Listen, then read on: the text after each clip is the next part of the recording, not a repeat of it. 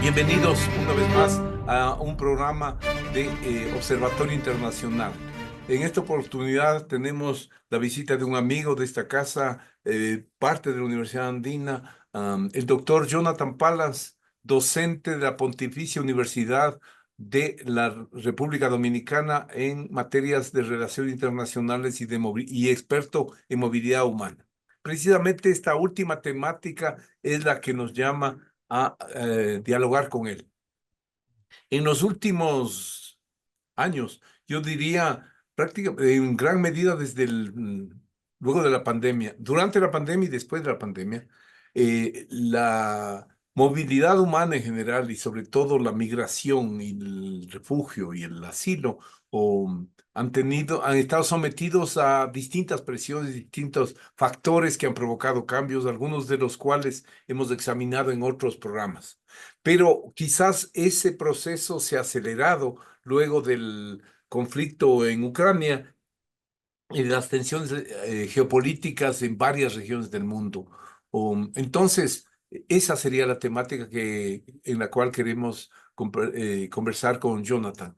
Uno, o sea, ¿cuáles son los principales, eh, las tendencias, cuáles son las principales tendencias de cambio en este campo? Una de ellas que está acelerándose al parecer, esta de la transnacionalización de la política migratoria, particular desafío en la Unión Europea, me parece que ocupará un segundo lugar en nuestra conversación muy importante.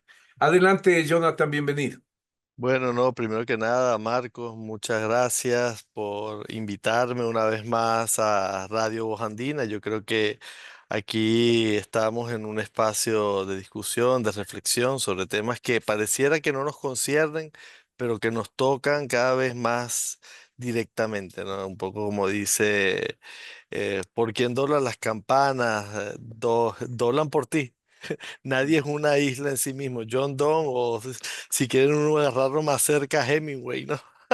Mm. Así que sí, esto es un tema que se está convirtiendo en un tema de discusión a nivel global cada vez más, eh, más cercano, pues está en las campañas políticas, está en es decir, los esfuerzos nacionales y multilaterales y yo creo que bueno, que hay mucho que conversar. Bien. Muy bien, muchas gracias. ¿Cuáles dirías tú son los principales factores que provocan estos cambios primero? Bueno, primero, yo creo que el tema de la migración es una constante, ¿no? Pero es una constante que tiene diferentes momentos. Y un poco como los chinos, yo recuerdo que me decía un profesor de China, me decía, bueno, la peor maldición china es desearle a alguien tiempos interesantes, ¿no? Entonces creo que estamos viviendo tiempos particularmente interesantes. Está, como tú bien lo dices, conflictos armados. Entonces tenemos el tema de la guerra en Ucrania, que ha generado un desplazamiento bastante importante, sobre todo en Europa. Tenemos las crisis políticas y económicas de América Latina que están generando flujos importantes intrarregionales y también, que es el caso de Venezuela, que son la crisis económica y política también de Perú, Ecuador, entre otros. Haití, obviamente, que están generando flujos migratorios y rutas, fortaleciendo, entre comillas, algunas rutas que ya eran tradicionales y eso genera ciertas respuestas de gobiernos como de tránsito, como el de México, de Estados Unidos, obviamente, y ahí hay un proceso de externalización de las fronteras. Tenemos los flujos que vienen del África del Norte, ¿no? Hacia Europa, y tenemos, bueno, algunos otros conflictos que están allí, que son mucho más invisibles, que son conflictos de larga data, Sudán, por poner un ejemplo. y que generan desplazamiento constante, ¿no? Entonces, Ujú. todos estos factores de expulsión que se van acentuando y que parece ser que hay poca capacidad de poder buscarles una solución, al menos a mediano y corto plazo, pues terminan estableciendo procesos de presión sobre algunos países de tránsito, países de recepción, y dentro de los países de recepción tenemos los países de recepción del sur, tenemos los países de recepción del norte. Y allí creo que se está instaurando una tendencia, sobre todo en los países de renta alta, de buscar externalizar un poco sus fronteras, ¿no? Y de... Ya, perdón, antes de entrar a eso, Ujú, o sea, una primera pregunta es un poco algunos elementos sobre la distribución geográfica de estas tendencias. Bueno, lo de América Latina ya he señalado, pero me ujú, parece interesante lo que puedas decirnos sobre lo que está pasando y cómo podrían la agudización, la externalización del conflicto o eh, ujú, Israel-Palestina está provocando en Medio Oriente. Y ujú. esa primero con esa, ¿qué te parece? Sí, en el caso de Medio Oriente es un caso típico de guerra que debería generar un desplazamiento. Y eso es lo que normalmente ocurre, ¿no? Las poblaciones civiles en medio del conflicto, pues lo que buscan es irse, ¿no? El caso de Siria, yo creo que un gran ejemplo y es un ejemplo también de la misma región. Lo que pasa ahora es que tienes dos escenarios diferentes, que son en términos de desplazamiento diametralmente opuestos. Tenemos la guerra en Gaza. La guerra en Gaza tiene la particularidad Perdón, que... perdón, ¿se puede hablar de guerra en Gaza cuando hay prácticamente un Sí, solo sí, agresor y sí, una población que, sí, en la que existen elementos de Hamas, pero sí, que no tienen ni de lejos la capacidad de ser una guerrilla beligerante, ¿no? sí, bueno, comenzaron básicamente el conflicto es un conflicto bastante complicado. ¿Por qué? Porque es un conflicto que tiene, por un lado, eh, un anhelo de generar un espacio que tiene que ver con las propias resoluciones de Naciones Unidas, que tiene que ver con la constitución del Estado palestino, ¿no? Ujú, Y las condiciones en las que el pueblo palestino ha estado, pues obviamente es caldo de cultivo para grupos bueno, que terminan ujú. externalizando parte de ese desagrado, disgusto, de manera, Violenta. de manera violenta. Y ahí yo quiero ser muy, muy enfático. Para mí es tan terrorista. Para mí los terroristas son básicamente personas que terminan, entre otras cosas, atacando a poblaciones civiles que no tienen nada que ver con el conflicto de manera directa, no como combatientes. Y Ujú, ahí, a mí, y soy claro, no hago distinción entre si es un grupo eh, eh, guerrillero de bajo impacto o si es un Estado que termina bombardeando de manera indiscriminada. Entonces creo que es un conflicto bastante complicado porque efectivamente no es un conflicto que no solamente atiende a Hamas y a Israel, sino que si uno lo ve desde el punto de vista geopolítico es un conflicto así que es, incluye otras potencias así es. que entran dentro del juego.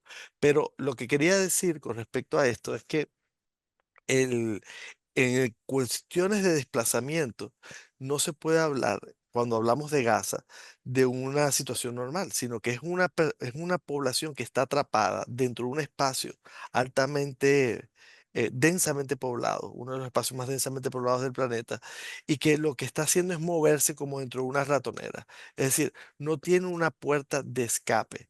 Y allí tanto, bueno, es decir, está Israel haciendo sus acciones militares adentro, donde, bueno, ya hay más de 40.000 muertos, la mitad de ellos niños, eso hay que decirlo, y los estados que son también vecinos, que en este Ujú, caso vendría a ser Egipto, tampoco permite el paso, ¿no? Para así estas es. poblaciones puedan escapar del conflicto.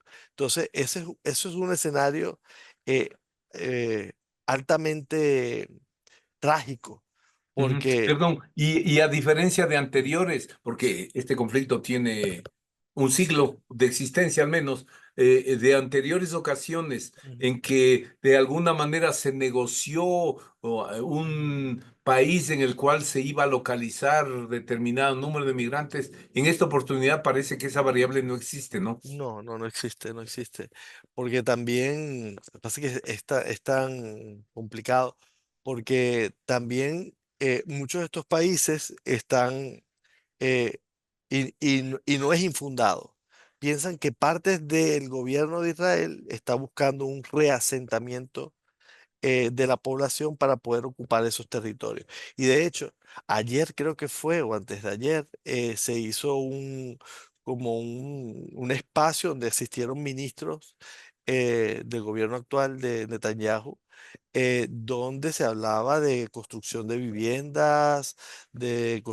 viviendas en costa de playa, es decir, de Pero para un, israelíes. claro, por supuesto. Entonces no es algo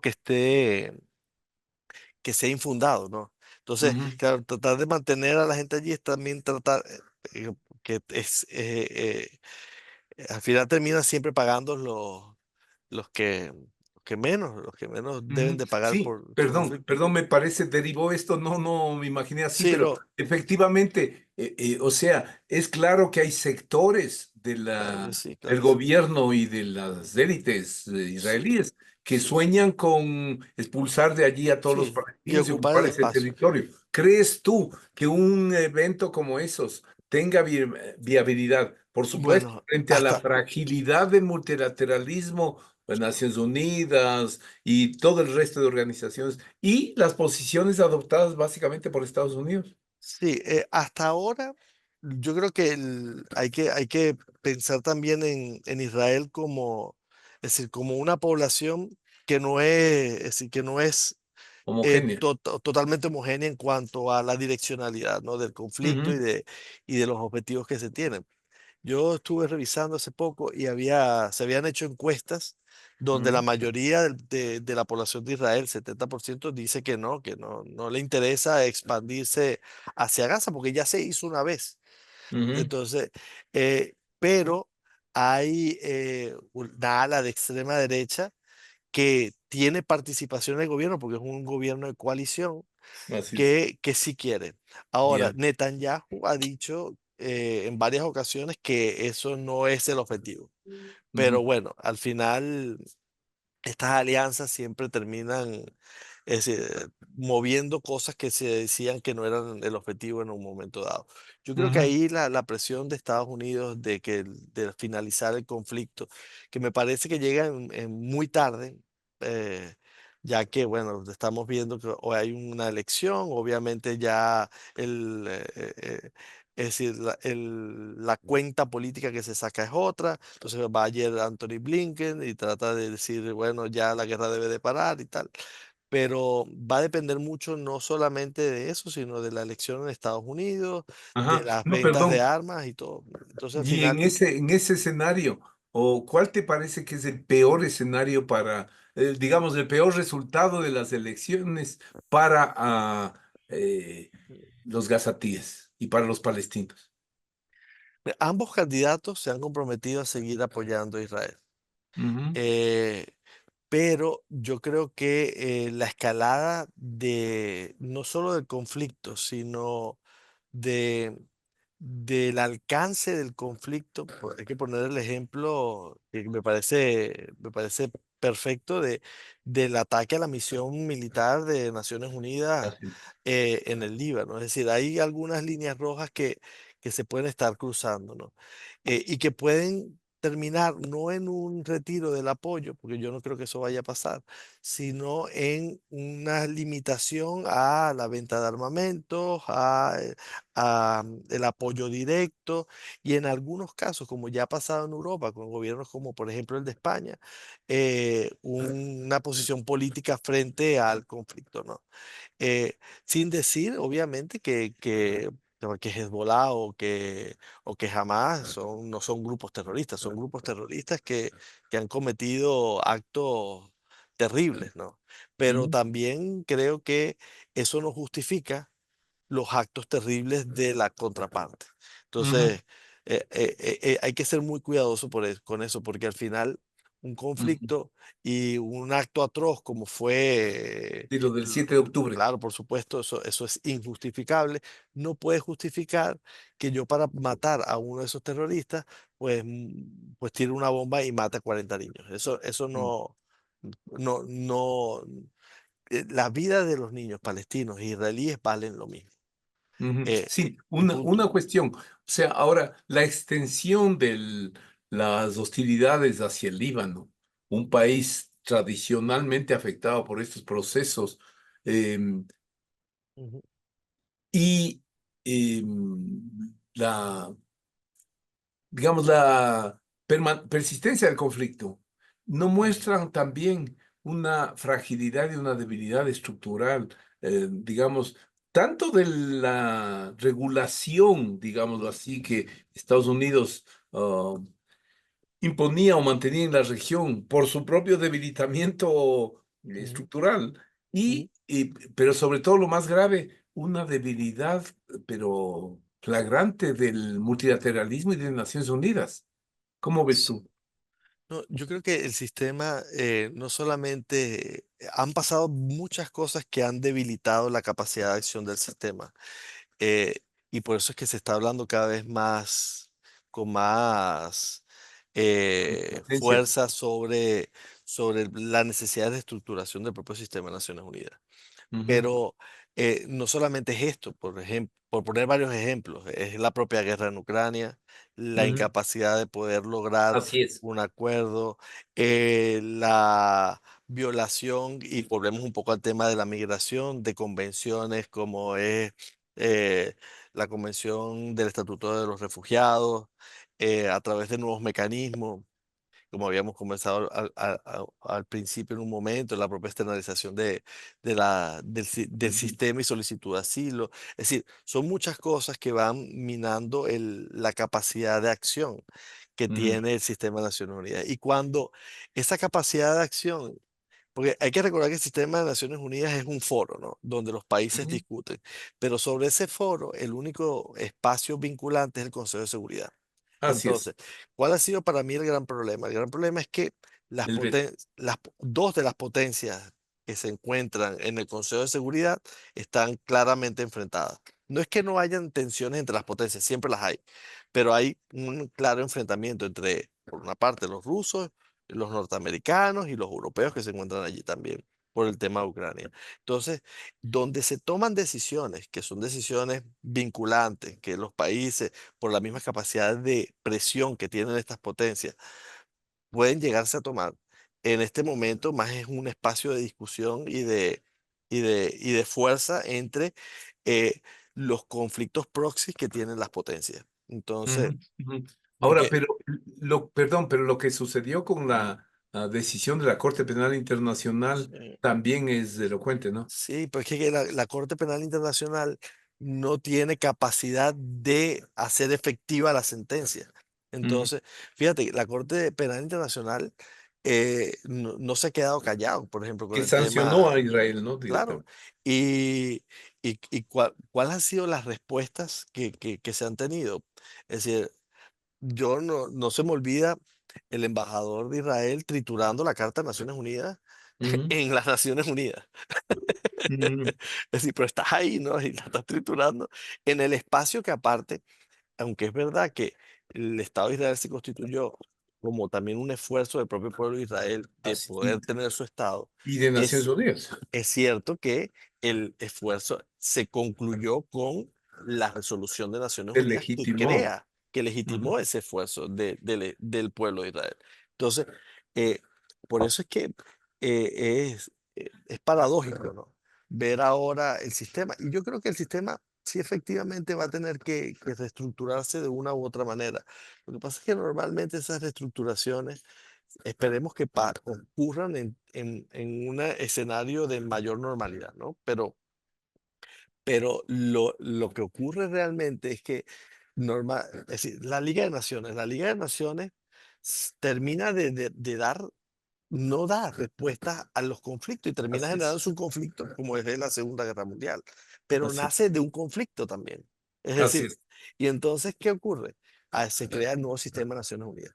Y actualmente, es decir, la incapacidad de resolver los conflictos también está obligando a pensar cada vez de manera más eh, Generalizada. sí, la necesidad de reformar el sistema. Ujú. Ahora, Sí, o sea, han cambiado los balances sí, económicos, políticos, y entonces el sistema tiene que reflejar sí. esa situación. Pero Pero los pasémonos para países que, volver, claro, ajá, pero los para países pasar. Ajá. que tienen capacidad de acción real, es decir, son potencias política, económica, eh, Militares. poblacional, militar, eh, claro, los países tampoco quieren perder sus cuotas de poder. Entonces, Claro, es un balance difícil. claro, es un balance difícil porque los países, bueno, pero ¿para qué voy a dejar entrar más países dentro del Consejo? Supongamos que sea ampliar el Consejo. El tema Si yo histórico. ya Ujú, voy a tener que ponerme de acuerdo con más gente ujú, y voy a ujú, tener que negociar con más. Entonces, al final se disminuye la cuota de poder. Entonces, suena fácil, pero realmente es un proceso muy complicado. Eh, ujú, pero yo sí creo que hay una readecuación de los espacios de poder a nivel global y se está dirimiendo en conflictos armados, ujú. lamentablemente. Ujú, Ujú. Ahora, para volver a lo de la movilidad humana, el otro espacio territorial que me parece importante analizar qué cambios están operando ahí es el de África, por dos razones. ujú, Una, porque varios autores señalan que es una región que va a ganar en este redespliegue de la inversión extranjera, de la inversión extranjera directa por este redespliegue de las cadenas globales de valor que están abandonando los países del Asia, China, eh, Asia, México, por ejemplo, la zona ganadora en América Latina, el país ganador, pero dicen que África tendría allí posibilidades de mejorar sustancialmente. Hay algunos que ya hablan de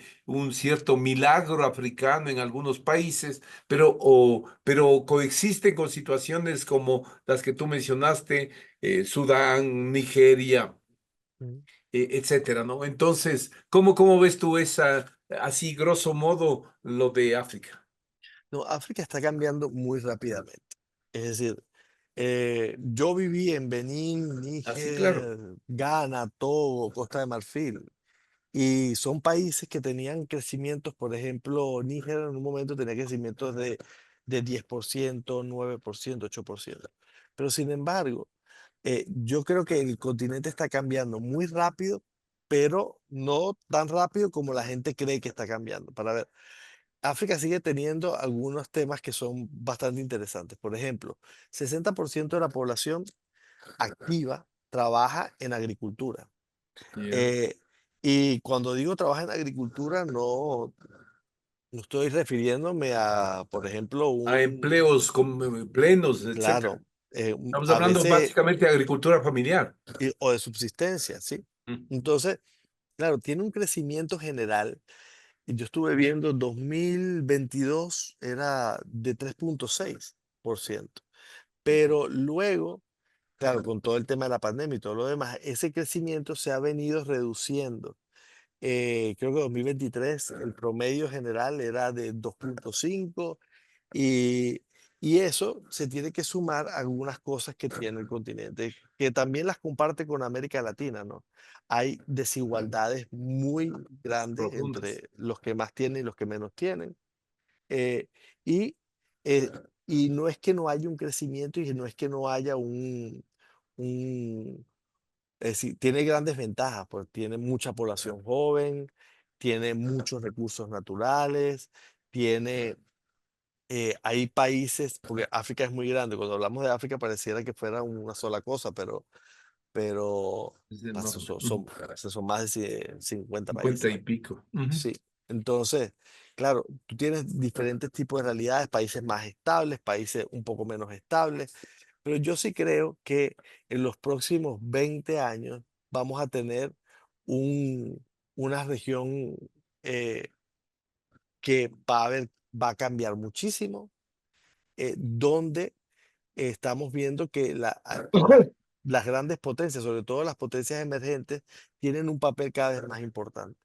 Eh, no solamente en términos de buscar recursos naturales, como puede ser el caso de China, sino en colocación de mercancías, compra, Infraestructura básica. la estructura de carreteras, ministerios, aeropuertos, la están construyendo prácticamente los chinos en Ujú, África.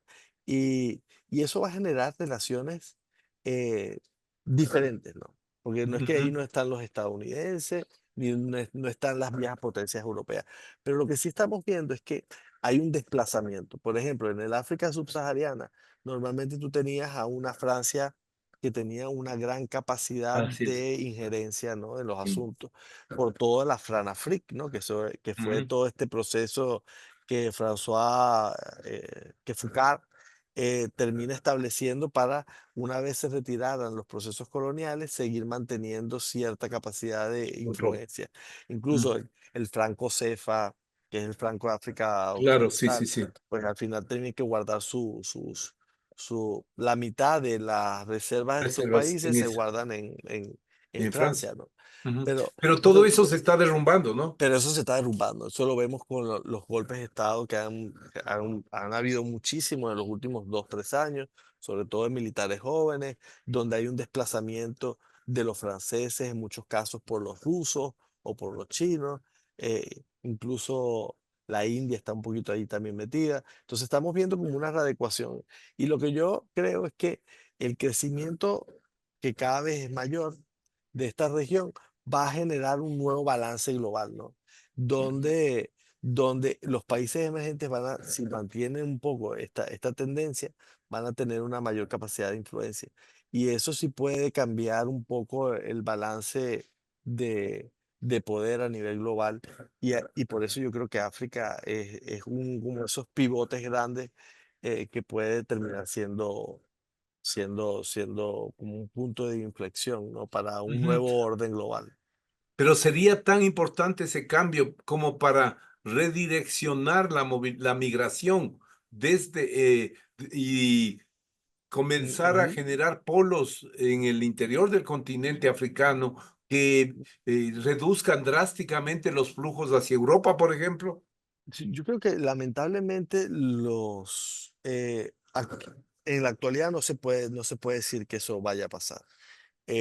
Se puede pensar en un futuro de 10, 15 o 20 años, porque los factores de expulsión siguen estando allí. Es decir, Claro, cuando yo decía hay una gran disparidad entre ricos y pobres, es que quien tiene mucho. Y cuando digo mucho, te estoy hablando que yo, por ejemplo, en Accra, he visto de las casas más bellas que he visto en toda mi vida. Sí, casas preciosas, hermosas, que cuando tú las vas, preguntas un precio, te dicen $500,000 y tú 700,000 y son lindas. Pero luego tú te metes a lo interno ni las siquiera de polos. Ghana, sino de la misma zona capital y ves la miseria más rampante. Entonces, aún está en ese proceso de constitución y fortalecimiento de una clase media, ¿no? Perfecto. Entonces, yo creo que eso está ocurriendo. Eso efectivamente está ocurriendo en algunos países más que en otros. Hay países que Ujú, tienen conflictos crónicos, hay países que han logrado estabilidad política en los últimos 20 años y hay países que, bueno, que aún tienen unas relaciones de dependencia con sus colonias. Y esas relaciones también definen un poco cómo se da su desarrollo, ¿no? Pero, ujú, pero sí creo que hay como un proceso de transformación. Lo que te estoy diciendo no es que eso no esté ocurriendo, sino que eso, hasta que llega a arropar a la gente que termina yéndose, que normalmente son los más desposeídos, porque los que tienen dinero piden una visa y se la dan y se van para Europa y sus hijos estudian en Europa o estudian en Estados Unidos y no hay ningún problema. Estoy hablando de la gente que de la normalmente no mayoría. tiene nada, exacto. Ujú, Entonces, ujú, ese factor de expulsión y los factores de atracción, porque hay una población que ya se encuentra en los destinos y que efectivamente les dice a su familia, yo estoy bien, aunque no estén bien, o ujú, estoy mejor que si estuviera allá. Eso genera también desde los países europeos factores de atracción.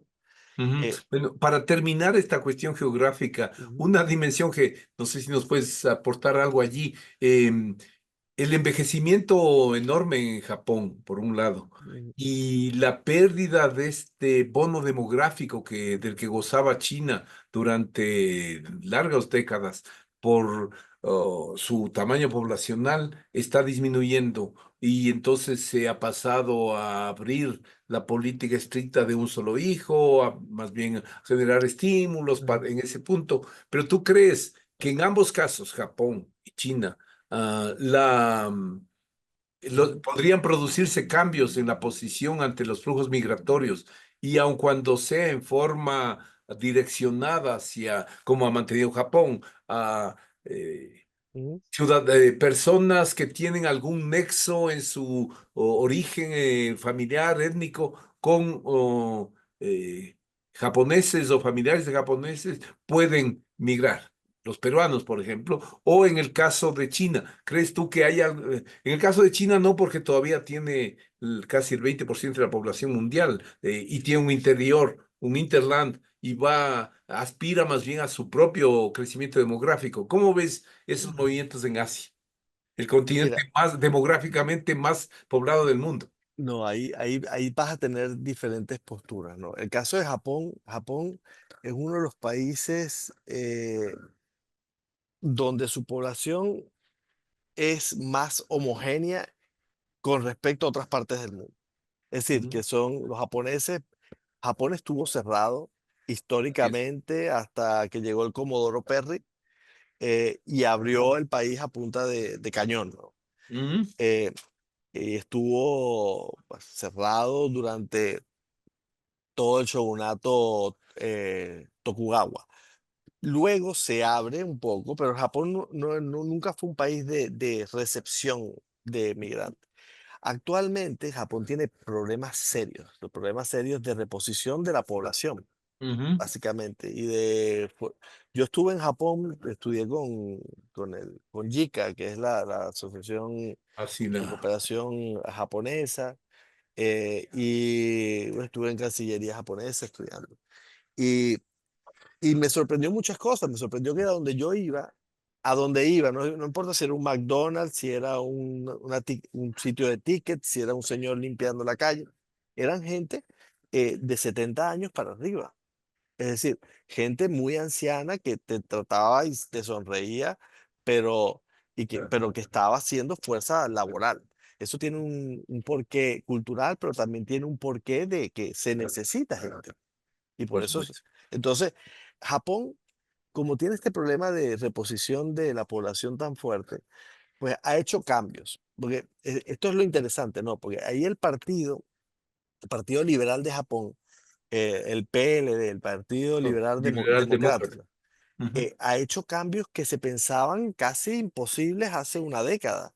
Es Ujú. decir, Japón, esto suena cómico, ¿no? Por la cifra, pero para Japón es muy importante.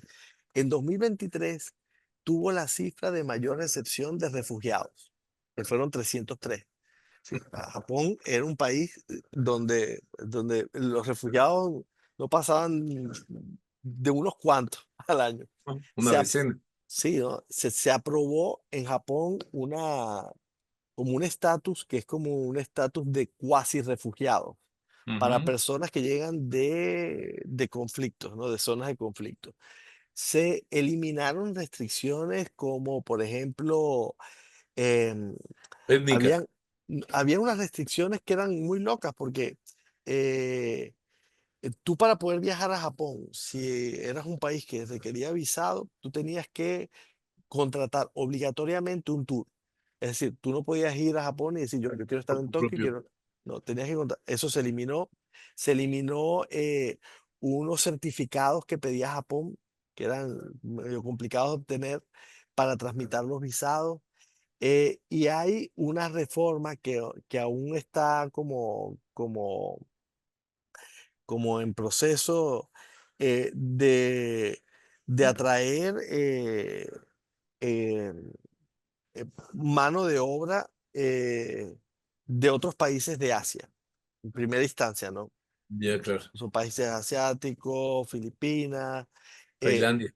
pero eso es un cambio que me parece interesante porque estos nuevos procedimientos de migración de Japón, claro, poco a poco, Claro, muestran una pero flexibilización de la muestran, política. sí, y un reconocimiento del problema. Ujú, Y es que el problema es que Japón, si sigue así, va a terminar desapareciendo como sociedad. Suena fácil, pero no lo es. Los claro. japoneses no están teniendo hijos. Y eso es notable para cualquier persona que va a Japón. Es decir, ver niños en Japón, eh, tú ves 10 personas envejecientes y ves a un niño. Es así un poco la cosa. Entonces, la propia carga social, la propia carga de esas personas que están envejeciendo hoy en día, de sus jubilaciones. Claro, Japón también trata como de buscar la robótica y esto, y buscar Ajá. alternativas Mm. tecnológicas pero, pero, pero no sé, no creo que sea suficiente para... Y así como está Japón, y es lo que tú estabas diciendo, están otros países. Mira, tú nombrabas China, pero yo realmente nombraría a Corea del Sur. Corea del Mm. Sur tiene la tasa más baja de nacimientos del mundo. Ah, Es decir, eso. del mundo. Es una cosa que salió ahorita y claro, entonces el gobierno está tratando de incentivar a las familias coreanas de que tengan hijos. Lo que pasa es que tener un hijo en Corea del Sur es extremadamente caro. Eh, Costos. yo estuve en Corea del Sur hace unos 5 o 6 años y yo recuerdo que me quedé en casa de una amiga y me dice, no, mi hermana está de vacaciones. Y yo, ay, qué maravilla. Pero yo veía que la hermana de ella se iba todos los días a clase. Y yo después le pregunto, mira, pero tu hermana no está de vacaciones. Sí, pero ella tiene clases de matemáticas. Ella quiere ser ingeniera, tal. Entonces tiene clases de matemáticas desde las 8 de la mañana a diferentes tipos de clases, ¿no? Hasta las como 7, 8. Claro, la competitividad ahí es tan brutal que necesitan realmente hacer eso. Entonces, me parece muy interesante esos cambios que estabas señalando, básicamente marcados por la demografía en el Asia. Y ese es un tema inmenso y muy grande. Muchas gracias por abordarlo. Pero yo quería preguntarte la tendencia o la línea predominante en los cambios que se están registrando en la movilidad humana, frente a la migración, frente al asilo, frente al refugio. Todos apuntan hacia un endurecimiento cada vez mayor de las barreras al ingreso. Sí, básicamente estamos viviendo un momento bastante difícil, ¿no? Porque no solamente estamos hablando de la externalización de las propias estrategias de asilo, de migración, ¿no? Sino que estamos hablando de la externalización del asilo que está consagrado en las convenciones internacionales sobre el Estatuto de los Refugiados. Y Perdón, ahí, perdón, para la comprensión de nuestros oyentes, esa externalización de esas políticas básicamente significa colocar en otros agentes fuera del territorio del país al cual en el cual buscan asilarse o refugiarse o migrar las personas, el sí, manejo de esa su política es de sí, eso. sí, cuando hablamos de externalización, lo que estamos diciendo es que hay un proceso en el cual, y que se convierte en una estrategia de país, ojo. Es Ya. decir, esa estrategia está basada en trasladar de alguna forma la gestión y el control del flujo migratorio a otras fronteras. Ujú, Entonces ahí se involucra a un tercer o un grupo de países, puede ser uno, puede ser varios, y esa intercepción de los migrantes se trabaja no solamente con la propia intercepción del migrante, sino el procesamiento, el traslado, eh, incluso el propio retorno de las personas desde un territorio en el cual ellos no tengan o que no se suma a las propias leyes nacionales que le dan obligatoriedad a ciertas cosas, como por ejemplo los procesos de solicitud de asilo y todo lo demás. ujú, Entonces, lo interesante de esta práctica es que no solamente ocurre en Europa, ocurre con Estados Unidos y cada vez está ocurriendo más en América, ¿no? Eh, ujú. Y Perdón, yo, ¿eso se da solo con estados contiguos o también hay una transnacionalización que puede colocar, supongamos, el control de migración, refugio o en Uruguay de gente que quiere irse a Estados Unidos? sí, sí, se ponen puntos estratégicos. La propia Unión Europea un poco funcionó así, ¿no? En un momento. Em, Allí vas a tener, por ejemplo, que países como Francia se beneficiaban de la externalización de sus fronteras a países como Turquía, por poner un ejemplo.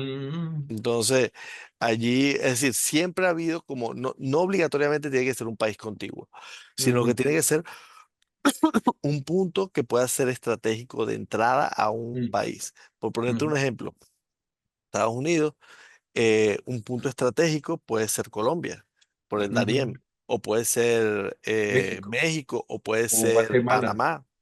Sí. Ujú, ujú, ujú. Ahora, dime una cosa, esto o cuando tú dijiste políticas de gobierno, pero no llegan a ser políticas de Estado, son los que coaliciones en el poder, o es posible con este ascenso y estas tendencias de fragilidad creciente, digámoslo así, de la democracia ante posiciones extremas, una perspectiva de que esto solo va a mantenerse bajo distinta retórica, pero va a mantenerse bajo distintos regímenes políticos. Eso es un poco lo que vimos con Estados Unidos, ¿no? Empezó, se dio una política muy agresiva desde el punto de vista migratorio por parte de Trump. Y luego, claro, se dieron retrocesos a esa política con Biden de una u otra forma, se buscó dar quizás más espacio a personas solicitantes de asilo, pero también al mismo tiempo se externalizó las fronteras más que incluso cuando estaba Trump. Entonces, el problema de esta tendencia es que surge como una respuesta a polos políticos, normalmente de extrema derecha, pero luego se convierten en una solicitud ciudadana, entre comillas, ¿no? O de grupos ciudadanos que terminan permeando el resto de partidos y que tienen un costo político. Entonces, los partidos, para no tener o no pagar ese costo político completo, también se terminan comprometiendo. Partidos que normalmente no lo harían, se terminan comprometiendo para, a políticas más restrictivas. Ujú. Quizás no en la misma medida que los políticos de extrema derecha, que terminan Ultranacionalistas. Ujú, ultranacionalistas, pero, pero sí terminan adoptando parte de este discurso. Y yo creo que eso es lo realmente peligroso, que se institucionalice y que pase a ser una política no de gobierno, sino ya se convierta en parte de la política de Estado. Y eso lo vemos mucho en las negociaciones que hay de los acuerdos migratorios. En Europa ha sido muy difícil ponerse de acuerdo porque cada vez hay más gobiernos que presionan a mayores controles, mayores, y obviamente eso va a tener en algún momento un punto de acuerdo. Y esos puntos de acuerdo normalmente cuando se negocian para restando derechos, no, no se negocian ajá, para aumentar los derechos. Entonces, ujú, tienen un impacto, incluso en las políticas comunitarias, ¿no? ujú. Sí, pero muchas gracias. Esa noticia que tú me hiciste llegar de esa prácticamente una prisión que el gobierno italiano estaba erigiendo en Albania Ujú, para convertirlo en el sitio donde tramitaba durante un mes a la gente que quería ingresar a Italia. ujú. Eso es un retroceso total en derechos, una violación de los Ah, derechos humanos y realmente muestra entonces la pregunta sería, ¿es esta una tendencia susceptible, generalizada o susceptible de generalizarse o es solo mm, un extremo? bueno, por el momento es un extremo, es decir, Italia logra un acuerdo con Albania y entonces lo que dice es los migrantes que yo intercepto en el mar, yo voy a empezar a enviarlos a un tercer país y voy a hacer un procedimiento express para saber si son o no son refugiados, porque un mes es un procedimiento express. Si el proceso de determinación del estatus de refugiado es un proceso que a veces toma tiempo, básicamente porque las condiciones para recabar toda la información y determinar si efectivamente es una persona con necesidad de protección internacional no son tan fáciles. En Así algunos es. casos sí, en otros casos no. Entonces es como un procedimiento express. Pero aparte, digo que aún sigue siendo una excepción porque a esas personas que enviaron, luego un juez de Italia mandó a traerlas de vuelta. Entonces, es decir, hay aún dentro de de la propia Italia un debate Ujú. que obviamente el gobierno en ejercicio tiene una posición muy clara, pero hay un debate que es un debate que se está dando y la resolución de ese debate creo que va a ser que algunos países decidan tomar el riesgo o, o no de tomar medidas similares. También económicamente es un poco, yo no sé si es una medida eh, disuasoria, pero sí sé que es una medida cara para el Estado italiano. Ujú. Yo estuve revisando algunos de los datos de cuánto costaba llevar a una persona hasta allí, hasta Albania, y era una cosa así como 17.000 euros por persona. Porque Mm. el barco nada más que lleva 10 personas es una cosa gigantesca que tiene todo un personal. Entonces, yo Perdón, lo, perdón ahí, pero las cuasi prisiones que tiene España en Ceuta y Melilla o eso, ¿no son iguales? ¿Menos son terri- costosas? no, es verdad, están fuera del territorio continental de España, pero esos son territorios españoles. Ah, yo sé. Entonces, claro, no es que te estoy mandando a alguien a otra parte a pedir, eh, a pasar por un proceso de solicitud de asilo donde tus abogados no pueden llegar, porque obviamente es otro país. Tu abogado, si es un abogado español, tendría que pedir, tendría que viajar a Albania, Ajá. eso es una locura. El propio acceso de los abogados, es decir, el acceso a la justicia. Es decir, ahí hay muchas cosas que entran que lo hacen una muy mala práctica desde el punto de vista de derechos humanos y cumplimiento de las convenciones. Es decir, hay una criminalización de la entrada irregular para personas que están solicitando asilo, no estoy hablando de migrantes regulares. Entonces, allí creo que hay es decir, la resolución de esto va a alentar o desalentar a muchos países, pero creo que hasta ahora no ha salido tan bien como el gobierno lo esperaba Ujú. por los costos, porque los jueces, es decir, el sistema judicial italiano también te está diciendo, mira, no es así, no es así que hacemos las cosas, pero yo creo que el gobierno no va a echar para atrás en su esfuerzo. Creo que está tratando de no sé si disuadir, pero uno no puede disuadir castigando a quien necesita protección. Es decir, Ujú. creo que eso es un error desde todo punto de Ahora, vista. esta tendencia se está generalizando en Europa o es una cuestión de un contado número de países, No, básicamente no, Italia, Alemania, España, Francia? no, yo creo que en Europa, por el momento, sí, había externalización, pero para los ingresos, ¿no? Que era Ya. este tema del acuerdo con Turquía. Eh, pero Perdón, pero eh, ese acuerdo con Turquía va a mantenerse. hasta ahora yo pienso que sí. Pero Eh, ahí podemos estar hablando de estado tapón, porque antes cuando mencionaste Albania no sería estrictamente un estado tapón. no, porque Albania es como una isla donde tú mandas, es decir, una cosa, es terrible porque, claro, qué pasa con Turquía? Es decir, cuando tú externalizas la frontera con un país que aparte es un estado, como tú mismo dices, tapón, hablando del flujo, ¿no? Ujú. Tú le estás dando también una cuota de poder a ese estado. Por supuesto. ¿Por qué? Porque el día que ese estado te quiera soltar, De como pasó chantaje. con Marruecos, con Ujú. España o como pasa con Turquía con la Unión Europea, un día te dice, mira, ¿sabes qué? Yo levanto las manos Ujú. y te presiono y tengo canal de presión. Así es. Entonces, en el caso de Albania, no. En el caso de Albania, es- no, no hay esa transferencia de poder. Y yo Ya, creo que es por eso que, que es diferente, es ya. muy diferente, sí. Interesante. Ve, ahora, para ir terminando, porque ya hemos conversado, el tema de, entonces, esas campanas que tú hiciste sonar al principio de este Sí. programa, también hay que sonarlas por la política migratoria europea. Hemos asistido ya a la defunción de esa política, ya no va a haber, no hay ningún No, esfuerzo para no, sí, reconstruirla. de hecho sí, acaban de reunirse ahorita, están en proceso de negociación de un nuevo acuerdo migratorio europeo y van a llegar a un acuerdo, sea ahora o Pero más adelante. se cumplirá eso. Yo creo Ay. que al final están pasando dos cosas.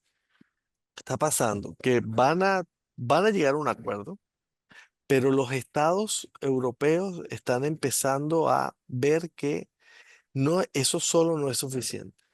Mm, Entonces están empezando a restablecer sus controles, propios. claro, sí, el control de sus fronteras. Y Ujú, eso lo está haciendo Suiza, aunque no está dentro de la Unión Europea, también lo quieren hacer otros estados, Italia. Entonces empieza a haber otra vez ese libre tránsito, ujú. ese Es una proceso de movilidad de característica. Schengen, esa característica está empezando a retroceder.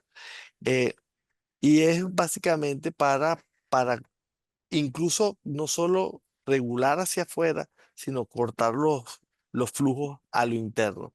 Ujú. Eh, y eso sí es significativo porque al final estamos teniendo un retroceso o una readecuación de cómo se entiende la movilidad humana, incluso dentro de espacios de integración regional. Entonces, allí, y por nuestra parte, yo creo que también deberíamos estar bastante preocupados porque, vamos a ver, Estados Unidos ha tenido una cooperación muy estrecha con México y ahí vamos a tener los protocolos de protección a migrantes, los programas Quédate en México, eh, que bueno, que se implementaron y que después se suspendieron, es cierto, pero que siguen habiendo procesos en el cual, por ejemplo, Estados Unidos, los acuerdos de tercer país seguro, estos acuerdos con Guatemala, con Honduras, Salvador, están estos procesos de externalización de las solicitudes de asilo, con acuerdos con Colombia, con México, donde se creó una plataforma virtual que colapsa todos los días y Mm. que es para que la gente solicite asilo y luego poner han puesto unas barreras que si pasa de una cierta cantidad de personas que solicitan asilo, entonces no se tramita en territorio norteamericano, que solamente se va a tramitar si la cantidad de personas eh, que Explica. hacen la solicitud pasando por la frontera. eh, pero es mínima, entonces al final eh, yo creo que eh, ahí yo veo grandes peligros porque eh, ahí tenemos rutas migratorias, sobre todo Centroamérica, que tenemos a Costa Rica, que tenemos a Panamá, que hay flujos establecidos, no solamente de venezolanos, de haitianos, de ecuatorianos. Cuando uno se pone a ver las estadísticas, uno ve africanos. Así es. Mm, Entonces, y, y también un poco, hay países por ejemplo, Colombia, Brasil, eh, con el tema de los flujos de venezolanos, pues también han empezado a implementar medidas de permisos temporales y luego tenemos casos como por ejemplo el de Chile, que, que los venezolanos incluso que se quieren devolver no pueden devolverse porque entraron seguramente en algunos casos, ¿no? pues Sin sí. papeles o de manera Mm, irregular, entonces después quedan como atrapados en un limbo. Entonces, mm, también hay una carencia, hay esfuerzos de cooperación para los procesos de externalización, pero hay una carencia de cooperación para los procesos de manejo de los flujos intrarregionales. Muy, Entonces, muy interesante. entonces, Ujú. eso yo creo que está un poco moviéndose actualmente, pero me parece preocupante porque algunos esfuerzos, como fue el mismo proceso de Quito, eh, pues se ha demostrado que tienen muy poca capacidad de, mm, Incidir. eh, sí, de incidir, de advocacy con los gobiernos, ¿no? De la región. Ujú. Y los gobiernos de la región también están un poco metidos en sus propios problemas. Así es, Y, así es. y con los conflictos globales, fíjate que como nadie es una isla en sí mismo, con los conflictos globales, los fondos que se destinaban para atender estas crisis humanitarias, sobre todo la de los venezolanos, entre otras, los haitianos, disminuyeron, porque esos fondos, ahora muchos de esos fondos, no todos, pero muchos de esos fondos están direccionados a los conflictos de los ucranianos, de los refugiados ucranianos, bueno, de todo esto, lo que está pasando ahora. Entonces, pues la propia capacidad regional es muy limitada. Ujú, Y allí lo que haga Estados Unidos se va a convertir en una posibilidad para el ujú. resto de los países. Y cuando las prácticas son malas, entonces, es decir, las réplicas que podemos tener, bueno, pueden ser Son incluso peores. peores, sí. Ujú. Ahora, para ir terminar, o sea, en el caso de España, también importante receptor de migración latinoamericana y según he visto, ha aumentado lo del flujo venezolanos, Ujú. ecuatorianos, es permanente. Em, Parece que tiene una política más benigna, digámoslo así, entre comillas, que el resto de Europa. ¿Es eso previsible? Terminemos con ese diagnóstico sobre las tendencias en España. Para ver, España es particular, ¿no? Porque va a depender mucho de dónde viene el flujo, la actitud que tienen. Eh, y también hay que entender que España tiene, España es un país muy extraño porque España tiene zonas que están despobladas. Y yo Ujú. estaba viendo un reportaje el otro día de que muchos, por ejemplo, venezolanos que habían llegado a España, bueno, muchos vivían en las grandes ciudades, pero también muchos habían, como que se habían movido a como a esa España vacía, ¿no? Que es un Ya, montón de España, ¿no? así es, sí, sí, sí. Entonces, claro, pero la capacidad de adaptación, entre comillas, ¿no? De un venezolano es diferente A las a, montañas sí. claro, y es que ¿quién puede ir a España? Ujú, Porque, para ver, no es lo mismo un migrante que sale de un sector empobrecido, eh, que no ha podido terminar sus estudios, que no ha podido avanzar y construir una cierta base económica, que quien puede pagar un pasaje de avión de 1.200 euros para poder moverse a España, que puede ser en los casos, eso ha cambiado mucho, pero que tenga algunos estudios, es decir, alguna base económica o algún familiar viviendo. Entonces, claro, eh, O sea, en España, ese sentido me parece bien interesante lo que dices, porque tanto como cuando hablábamos de África, claro, entonces va a haber una tendencia a una jerarquización de los flujos migratorios y va a haber claro. un amplio sector de menor capacidad, por ejemplo, de Latinoamérica o de África, que va a estar condenado a las peores situaciones. Y que también hay que recordar que políticamente el gobierno español le ha dado un espaldarazo muy fuerte a la oposición venezolana, ¿no? De Así hecho, es. han ido al Congreso, es decir, ha habido como un posicionamiento político.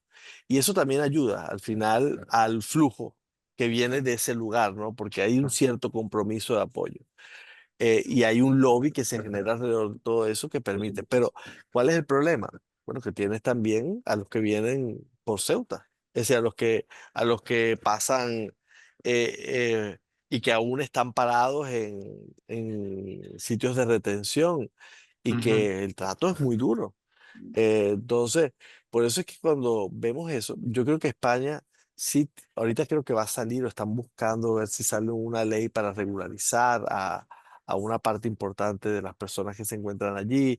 Aparte, España tiene dentro de sus legislaciones, eh, si tú demuestras que has tenido pertenencia durante un cierto tiempo a una comunidad y tal, entonces tú puedes regularizar, hay canales de regularización a lo interno de Ya, España. ya, ya, ya. Entonces, claro, en ese sentido yo creo que es un país que está un poco más abierto, pero es fácil decirlo, ¿no? Porque cuando vemos las cifras de personas reconocidas con asilo, por ejemplo, de Alemania, tú te vas a conseguir que Alemania también ha recibido un montón de gente. Así es, sí. Entonces, Básicamente ucranianos, ¿no? sí, los ucranianos y antes de eso sirios, Ujú, porque yo recuerdo la posición de Merkel con respecto al conflicto sirio, que después generó algunos problemas, ojo, pero la posición era de mucha apertura.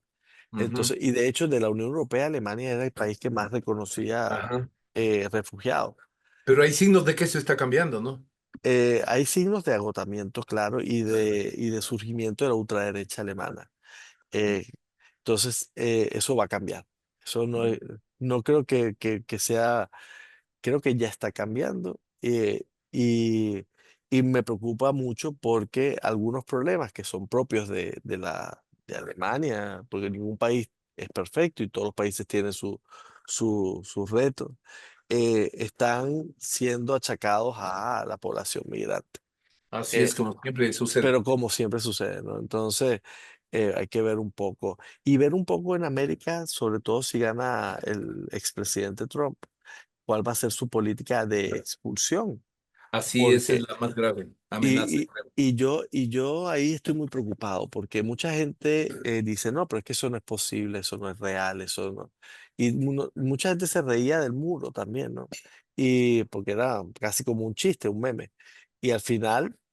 eh, en cierta parte cumplió, no como él decía que iba a cumplir, pero cumplió. Entonces, no creo que la propuesta de deportación masiva sea, sea hueca. Ya, No sé si pase en la misma proporción que él está diciendo, no sé si es posible, si los tribunales lo van a permitir. En los Estados Unidos se puede recurrir a los tribunales para evitar muchos de los procedimientos, sobre todo cuando, pero creo que tiene aliados muy importantes en los estados. Y, y eso puede complicar las cosas. Entonces, eso más la política de externalización, pues va a hacer que muchos países pues terminen adoptando políticas similares y, y eso puede ser un desastre. perfecto.